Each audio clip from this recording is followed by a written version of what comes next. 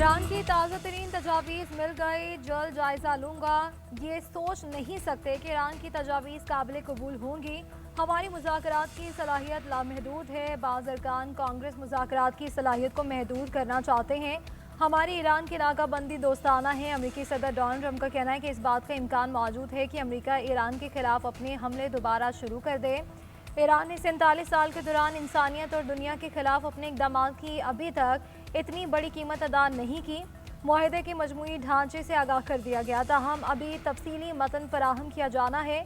अमरीका Germany से 5000 से कहीं ज्यादा फौजी वापस बुलाएगा।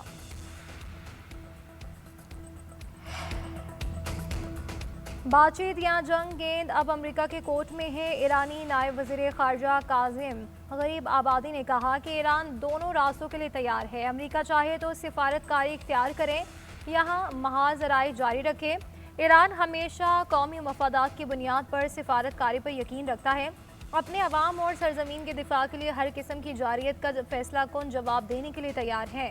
अमेरिका पर अदम एतमाद बरकरार है क्योंकि इसने सिफारतकारी के दौरान धोखाधड़ी की। हाल ही में अपनी तजवीज़ पाकिस्तान के हवाले की है, जिसका मकसद इस जंग को मुस्तकिल तौर पर ख़त्म करना है। ईरान ने जंगबंदी के लिए अमेरिका को 14 नुकाती मनसूबा पेश कर दिया। पहले नाकाबंदी ख़त्म करने के मुतालबे से दस्तबरदार।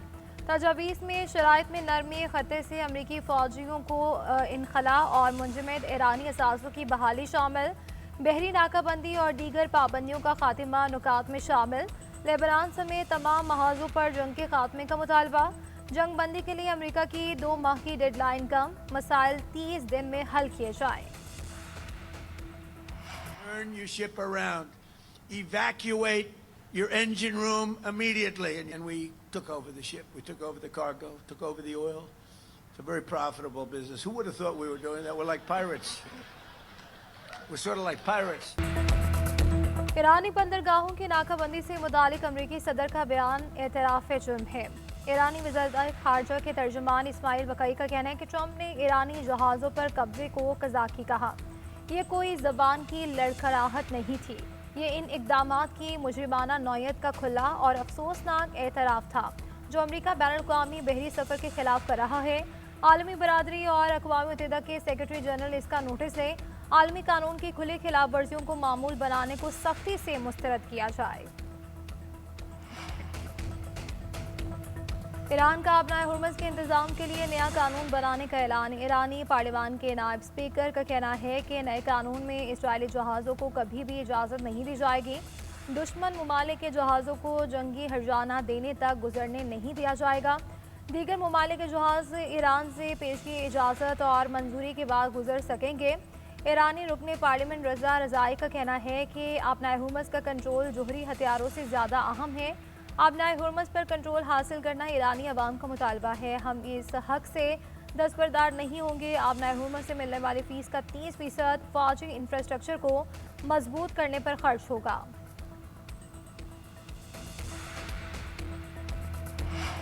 Here at the Strait of Hormuz, where a new order has been formed by Iran. You can see cargo vessels and oil tankers. Right now we are at the birthplace of the multipolar world because Iran's ability to choke the world economy is a huge victory for the global south. I think it's very clear why there's the shipping here in this critical shipping corridor is at a standstill. अमरीकी नाकाबंदी के बावजूद आबनाए Hormuz पर Iran का मुकम्मल control है। बैनुल-अक़वामी सहाफ़ियों का ईरानी हुकाम के साथ आबनाए हुर्मुज़ का दौरा। सहाफ़ियों के मुताबिक आबनाए हुर्मुज़ के अतराफ़ में बहुत से ऑयल टैंकर्स और तिजारती जहाज़ ईरान की इजाज़त के मुंतज़िर हैं। ईरान की रजामंदी के बगैर कोई जहाज़ हुर्मुज़ को अबूर नहीं कर सकता।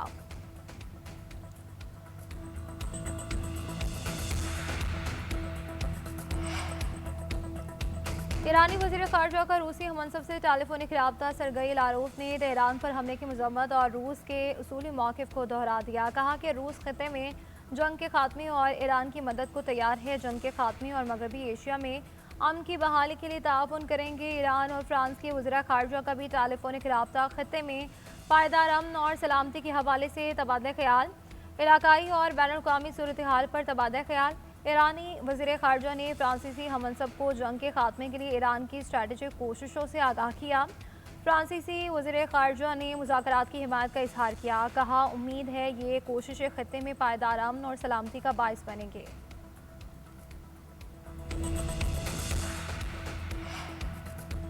पाकिस्तान को अमरीकी सदर का एतमाद हासिल है। पाकिस्तान अमरीका और ईरान तनाज़े में सालिसी की सलाहियत रखता है। साबिक अमरीकी जनरल का कहना था कि पाकिस्तान ने सालिसी का किरदार संभाला और शानदार अंदाज में अपनी जिम्मेदारी निभाई। इस तनाज़े से पहले ही फील्ड मार्शल सैयद आसिम मुनीर और सदर ट्रंप के दरमियान एक ख़ास केमिस्ट्री मौजूद थी। ट्रंप और फील्ड मार्शल के इस ताल्लुक़ ने पाकिस्तान और अमरीका दोनों को इस मामले में बहुत फ़ायदा पहुँचाया।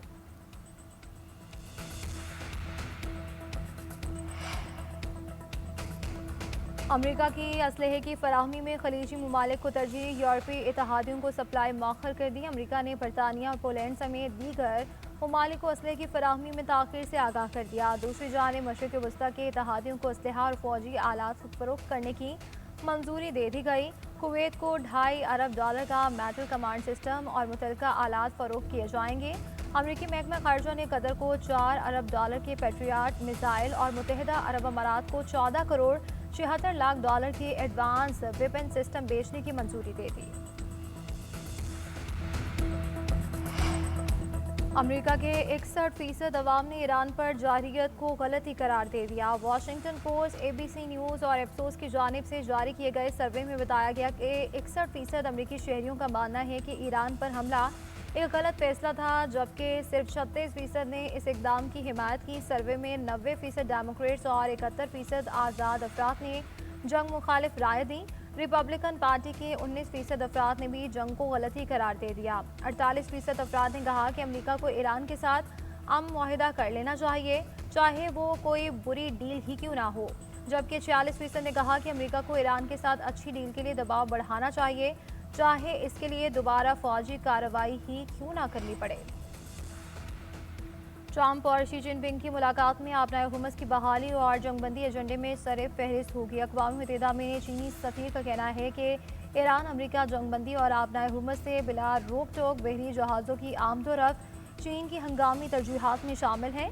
अमेरिकी सदर और चीन के सदर के दरमियान 14 और 15 मई को बीजिंग में अहम मुलाकात शेड्यूल है।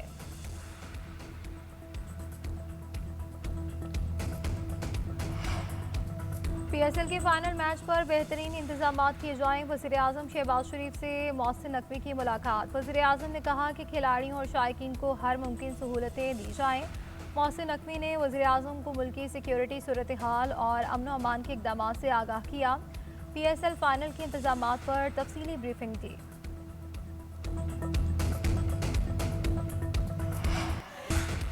कौन बनेगा PSL का सुल्तान, फैसला होगा आज। फाइनल में टकराएंगे पेशावर ज़ल्मी और हैदराबाद किंग्स बैंक। कदाफी स्टेडियम में मैच से कबल रंगारंग तकरीब शेड्यूल। मारूफ गुलकार आतिफ असलम, अली अजमत, आरिफ लोहार, आयमा बेग और साबिर सिस्टर्स परफॉर्म करेंगे।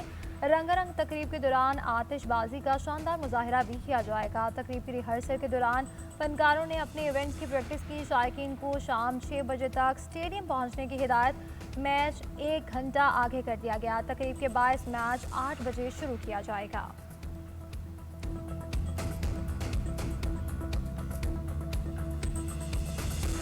हर मैच जो है वो प्रेशर वाला मैच होता है और जाहिर सी बात है कि फाइनल का एक डिफरेंट प्रेशर है और दूसरा ये कि जो फैंस भी अलाउ हैं। Every moment there's certainly been ups and downs, but I think that's what makes it so exciting. Nothing good comes easy.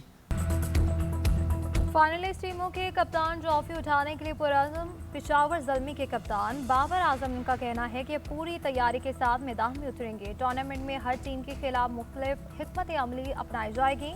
Combination और मोमेंटम ने काफ़ी मदद दी। फाइनल तक रसाई के लिए हर खिलाड़ी ने अपना रोल अदा किया। कराची और लाहौर के कंडीशंस में काफ़ी फ़र्क है। हैदराबाद के कप्तान मार्नस लाबुशेन कहते हैं कि हम लाहौर में ज़्यादा खेले, ये तजुर्बा हमें फाइनल में फ़ायदा देगा। मुसलसल मेहनत हमारी कामयाबी का राज है। PSL में मेरा पहला तजुर्बा बहुत शानदार रहा।